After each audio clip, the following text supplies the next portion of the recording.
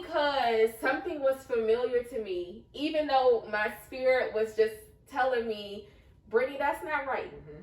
Brittany, something's off.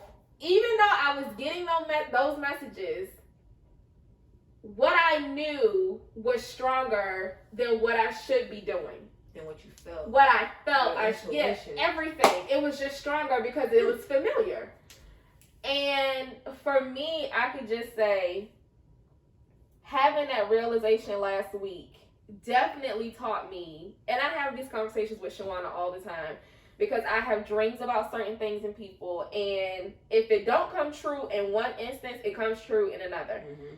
And it's like, I get these feelings, I get these messages, and I don't always listen to them. And every time I don't listen to them, some shit happens, and I just be like, oh, Brittany, you knew it was coming in some kind of way, but you didn't listen. And I said all that to say, I think that's what happens to people when they feel change is coming, mm-hmm. but it's too scary or it's not what they're used to. And they just say, you know what? I don't like that side. I like what I know, regardless of how it makes me feel, regardless of how imperfect it is. I like the familiar.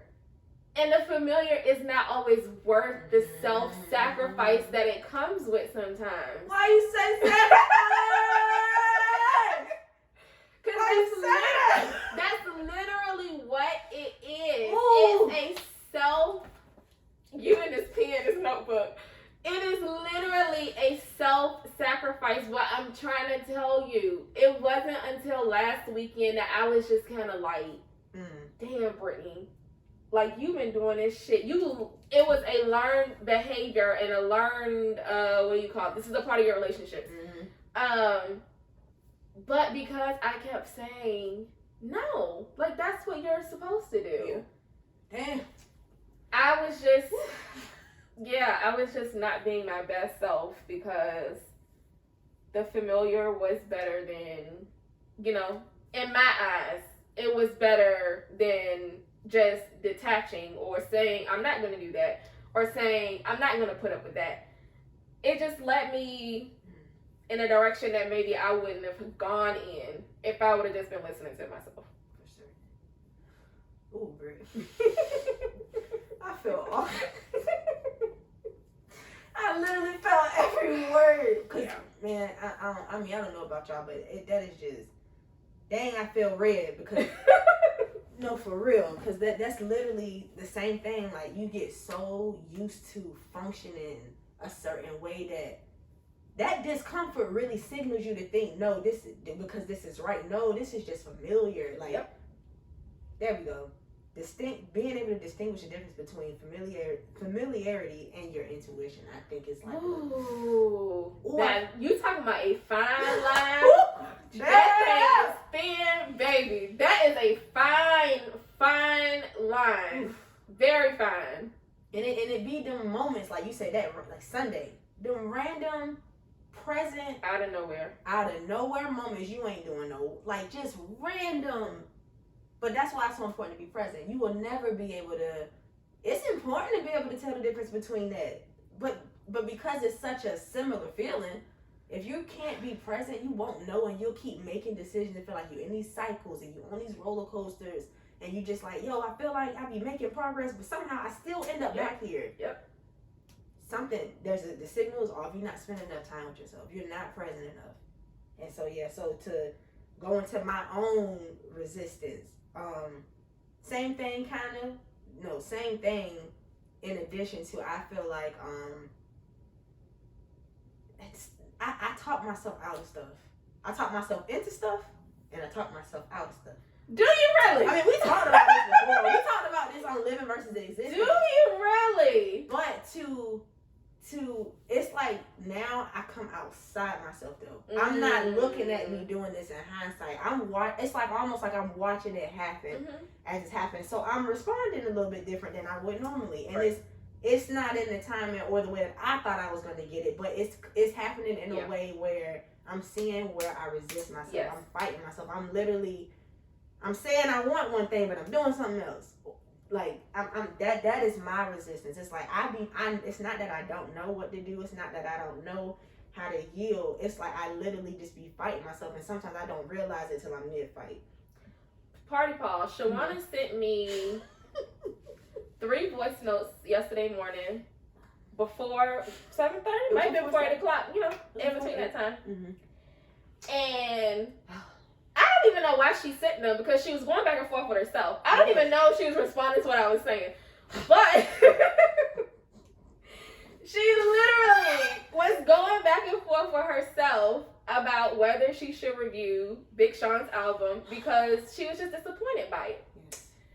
And I was like, you know, she's going to come to the conclusion, but if it feels better for her to get it out, I'm going to respond to her voice notes. I'm not going to verbally respond. I'm just going to text whatever. And I was like, she always give me my voice, and I said, these words, I said, I need to hear her voice. Nope. I'm not doing that. I was like, I'm going to keep responding through text, because I was just like, she is on 10,000.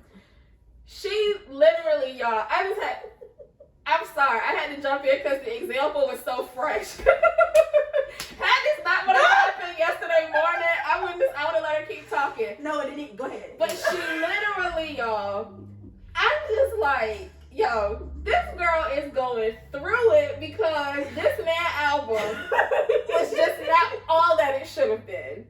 And what the hell did she do yesterday? I think I'm going to just go ahead and review it. Duh, fool, go ahead. You're not going to like everything. Oh, but, see, that's one of my things, though. But literally, she like, I'm sorry. Y'all, that example is too fresh not to say. She literally, y'all, had a conversation with herself about what she should do. And I was just kind of like, okay. Rita was like, okay, I knew you would. Yeah. Oh, okay. Because I didn't. Yeah, and I was just like, she is going through it, like, first thing this morning. And I was just like, oh, my God. Like, what is happening? But, yeah, she does talk herself out of a lot of things. And sometimes the reasoning don't even be that deep. Like, I just feel like, but wait, hold on, slow down for, like, 2 seconds. In a moment, to me, it'd be like, no, because this ain't what I saw. This is not what I saw. I saw my review being like, bam, bam, bam, these was the best songs. And I was like, yo, I can't believe this, man. No, for real. Like, I don't know if I felt that much disappointment and all. It's been a while. Yeah, I had so much high hopes, and partially because Big Sean has been on this whole same thing, like embracing change and shifting, being woke and just being, you know, meditating and, you know, staying centered. I just knew, because of how creative he was, that he was gonna find a way to do both, and that made me. Mm-hmm. But anyway, that's not even the point. The point was I was gonna let that, because his album wasn't what I expected, so my review wasn't gonna be what it expected. I could have let, you know, that almost allowed me to continue to hold back without putting out Fluid Outcome Culture, and it was time for it to come out. It really was.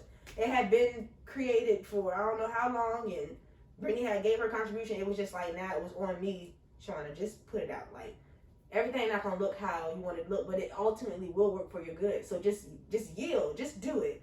So I'm glad Brittany did not respond with them voice notes, because I probably would have been like, all right, well, I think I'm gonna wait and I'm doing it on this day, because this drops on this day, so I can do it this. Like, I was like, I refuse. She was like, do what you do. I was like, I refuse to give into this, because all I heard the disappointment. But it sounded like fear. And I was just like, no. Just put it out. Like, it's where it's going to be. Like, how it is just like fine. And it was. And I was so glad when I finally did it. And I was so good. Brittany was like, so how you feel? I was like, I don't know yet. I literally, after I dropped it, I left my phone in the car. And I went walking down on the beach. I just left my phone. I did not touch my phone for a minute because I could not look. I had to.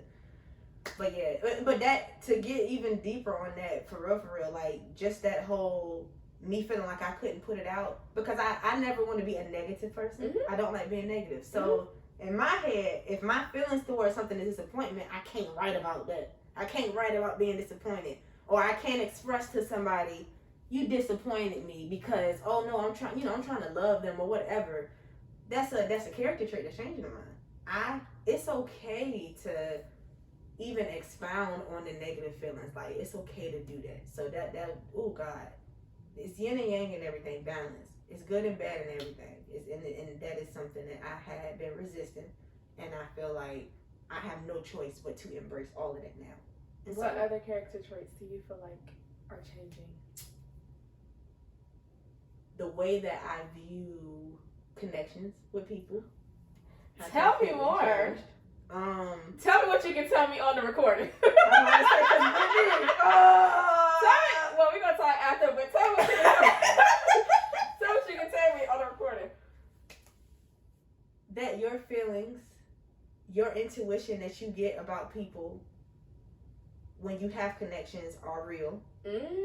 Like,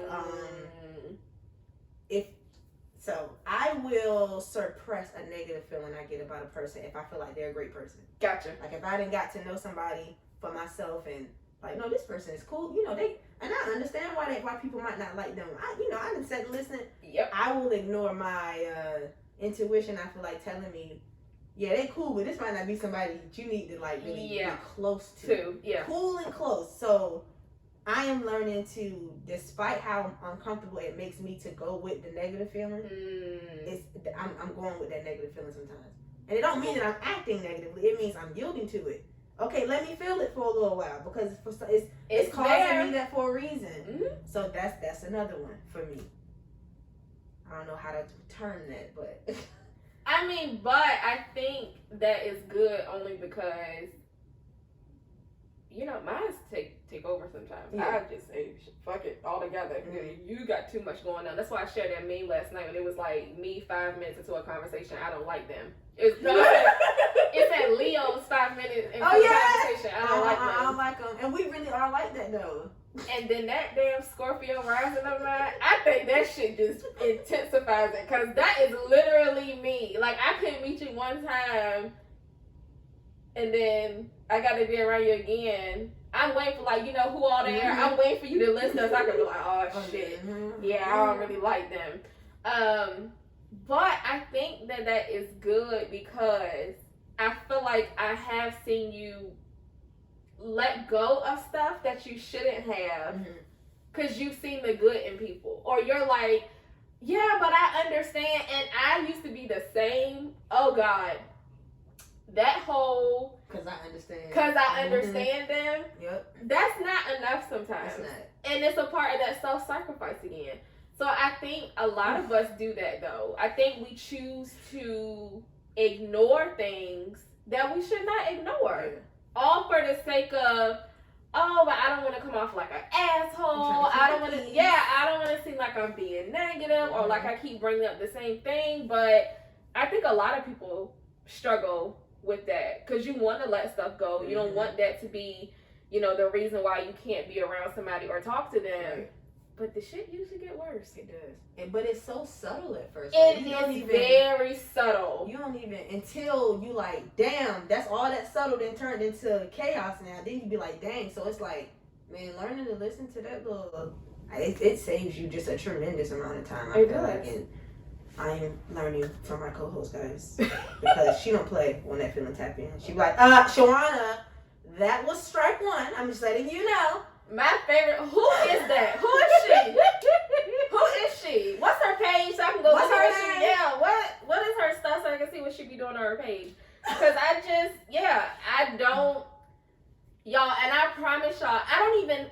Not that I'm conscious of. I don't even have no childhood trauma with people who have done terrible stuff to me. But I am very leery of just, if I feel something in my spirit, honey, I just be like, oh no. Yeah, hey, how you doing? You can go on about your business. Yeah. Oh, and I have to say this. I feel like Brittany is one of the few people in my life that's like that. I have to be like that to keep my momentum going. So I have to have support in my life like that. But Brittany is married. Brittany has her own life. I feel like God sent me my roommate because she's the same way. The same way. It's not, like she said, it's not that it's not necessarily, something happened. It's just they don't play when it comes to when they feel something, they feel it and they let themselves feel it. And